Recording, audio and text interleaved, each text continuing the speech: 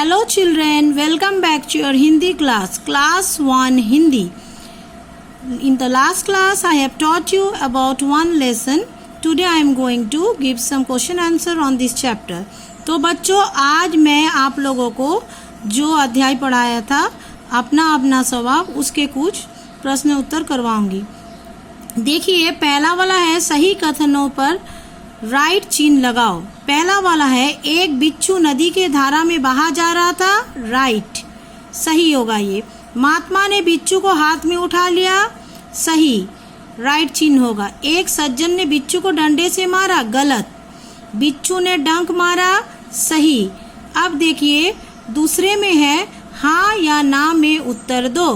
पहला है क्या महात्मा तालाब में नहा रहे थे, हाँ।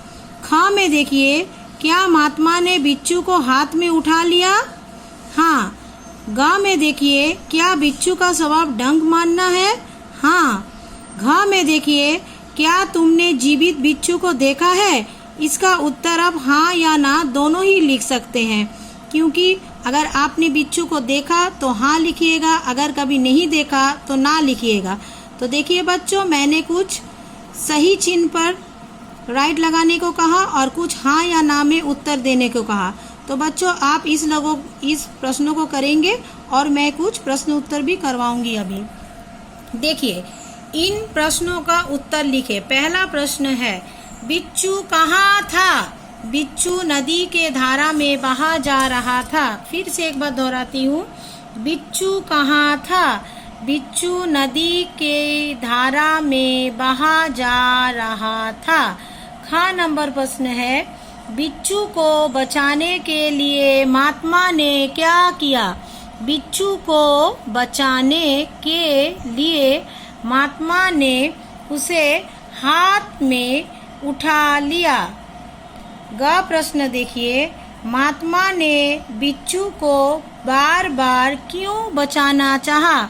उसका उत्तर है महात्मा ने बिच्छू को बार बार इसलिए बचाना चाहा क्योंकि महात्मा का स्वभाव है बचाना। घ प्रश्न देखिए इस कहानी से तुम क्या सीखते हो। उत्तर में है इस कहानी से हमें यह सीख मिलती है कि कभी भी किसी को अपना स्वभाव नहीं छोड़ना चाहिए, चाहे कोई भी परिस्थिति हो। फिर से एक बार दोहराती हूँ बच्चों। देखिए पहला वाला बिच्छू कहाँ था।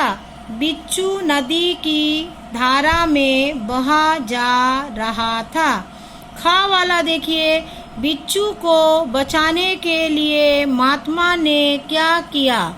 उसका उत्तर है बिच्छू को बचाने के लिए महात्मा ने उसे हाथ में उठा लिया। ग प्रश्न फिर से देखिए महात्मा ने बिच्छू को बार बार क्यों बचाना चाहा। महात्मा ने बिच्छू को बार बार इसलिए बचाना चाहा क्योंकि महात्मा का स्वभाव है बचाना। आखिरी वाला प्रश्न फिर से दोहराती हूँ, इस कहानी से तुम क्या सीखते हो। इस कहानी से हमें ये सीख मिलती है कि कभी भी किसी को अपना स्वभाव नहीं छोड़ना चाहिए, चाहे कोई भी परिस्थिति हो। अब कुछ समानार्थी शब्द है। देखिए नदी, नदी का समानार्थी शब्द है सरिता या नद। हाथ का समानार्थी शब्द है भुज या भुजा। जल का समानार्थी शब्द है पानी। मनुष्य का समानार्थी शब्द है मानव। कीड़ा का समानार्थी शब्द है पतंग। भाई का समानार्थी शब्द है अनुज या तो भ्राता। तो देखा बच्चों आप लोगों ने आज को कितने सारे प्रश्न पढ़े और कुछ समानार्थी शब्द भी पढ़े। तो इन सबको पढ़े अगली क्लास तक और घर में सुरक्षित रहिए। Okay children, bye, see you in your next class. Till then stay at home, stay safe.